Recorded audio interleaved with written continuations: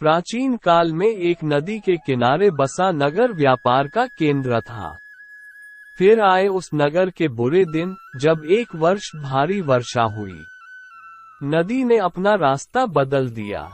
लोगों के लिए पीने का पानी न रहा और देखते ही देखते नगर वीरान हो गया। अब वो जगह केवल चूहों के लायक रह गई। चारों ओर चूहे ही चूहे नजर आने लगे। चूह का पूरा साम्राज्य ही स्थापित हो गया। चूहों के उस साम्राज्य का राजा बना मूषकराज चूहा। चूहों का भाग्य देखो, उनके बसने के बाद नगर के बाहर जमीन से एक पानी का स्रोत फूट पड़ा और वो एक बड़ा जलाशय बन गया। नगर से कुछ ही दूर एक घना जंगल था। जंगल में अनगिनत हाथी रहते थे। उनका राजा गजराज नामक एक विशाल हाथी था। उस जंगल क्षेत्र में भयानक सूखा पड़ा।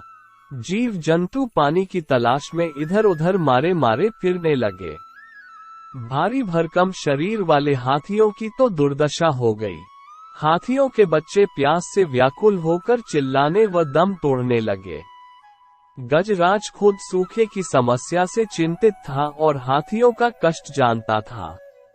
एक दिन गजराज की मित्र चील ने आकर खबर दी कि खंडहर बने नगर के दूसरी ओर एक जलाशय है। गजराज ने सबको तुरंत उस जलाशय की ओर चलने का आदेश दिया। सैकड़ों हाथी प्यास बुझाने अड़ोलते हुए चल पड़े। जलाशय तक पहुंचने के लिए उन्हें खंडहर बने नगर के बीच से गुजरना पड़ा। हाथियों के हजारों पैर चूहों को रौंदते हुए निकल गए। हजारों चूहे मारे गए। खंडहर नगर की सड़कें चूहों के खून मांस के कीचड़ से लथपथ हो गई।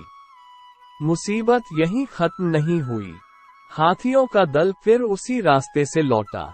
हाथी रोज उसी मार्ग से पानी पीने जाने लगे। काफी सोचने विचारने के बाद मूषकराज के मंत्रियों ने कहा, महाराज, आपको ही जाकर गजराज से बात करनी चाहिए। वो दयालु हाथी है। मूषकराज हाथियों के वन में गया। एक बड़े पेड़ के नीचे गजराज खड़ा था। मूषकराज उसके सामने के बड़े पत्थर के ऊपर चढ़ा और गजराज को नमस्कार करके बोला, गजराज को मूषकराज का नमस्कार। हे महान हाथी, मैं एक निवेदन करना चाहता हूँ। आवाज गजराज के कानों तक नहीं पहुँच रही थी।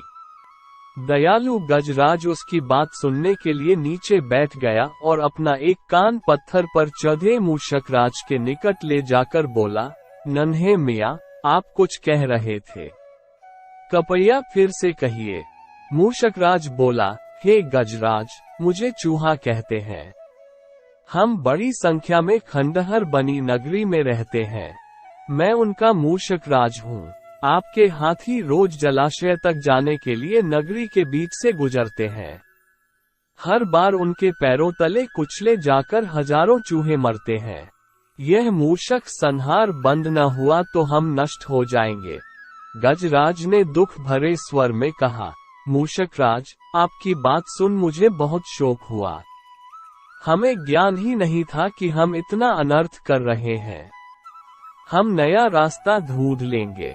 मूषकराज कृतज्ञता भरे स्वर में बोला, गजराज, आपने मुझ जैसे छोटे जीव की बात ध्यान से सुनी।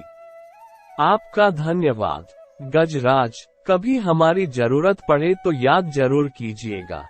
गजराज ने सोचा कि यह नन्हा जीव हमारे किसी काम क्या आएगा, सो उसने केवल मुस्कुराकर मूषकराज को विदा किया। कुछ दिन बाद पड़ोसी देश के राजा ने सेना को मजबूत बनाने के लिए उसमें हाथी शामिल करने का निर्णय लिया। राजा के लोग हाथी पकड़ने आए। जंगल में आकर वे चुपचाप कई प्रकार के जाल बिछाकर चले जाते हैं। सैकड़ों हाथी पकड़ लिए गए। एक रात हाथियों के पकड़े जाने से चिंतित गजराज जंगल में घूम रहे थे कि उनका पैर सूखी पत्तियों के नीचे छल से दबाकर रखे रस्सी के फंदे में फंस जाता है। जैसे ही गजराज ने पैर आगे बढ़ाया, रस्सा कस गया। रस्से का दूसरा सिरा एक पेड़ के मोटे तने से मजबूती से बंधा था। गजराज चिंघाड़ने लगा। उसने अपने सेवकों को पुकारा, लेकिन कोई नहीं आया। कौन फंदे में फंसे हाथी के निकट आएगा? एक युवा जंगली भैंसा गजराज का बहुत आदर करता था। जब वह भैंसा छोटा था तो एक बार वो एक गड्ढे में जा गिरा था। उसकी चिल्लाहट सुनकर गजराज ने उसकी जान बचाई थी। चिंगार सुनकर वो दौड़ा और फंदे में फंसे गजराज के पास पहुंचा। गजराज की हालत देख उसे बहुत धक्का लगा। वो चीखा, ये कैसा अन्याय है? गजराज, बताइए क्या करूं? मैं आपको छुड़ाने के लिए अपनी जान भी दे सकता हूं। गजराज बोले, बेटा, तुम बस दौड़कर खंडहर नगरी जाओ और चूहों के राजा मूषक राजा को सारा हाल बताना। उससे कहना कि मेरी सारी आस टूट चुकी है। भैंसा अपनी पूरी शक्ति से दौड़ा दौड़ा मूषक राज के पास गया और सारी बात बताए। मूषक राज तुरंत अपने 20-30 सैनिकों के साथ भैंसे की पीठ पर बैठा और वो शीघ्र ही गजराज के पास पहुंचे। चूहे भैंसे की पीठ पर से कूदकर फंदे की रस्सी कुतरने लगे। कुछ ही देर में फंदे की रस्सी कट गई व गजराज आजाद हो गए। सीखा, आपसी सद्भाव व प्रेम सदा एक दूसरे के कष्टों को हर लेते हैं।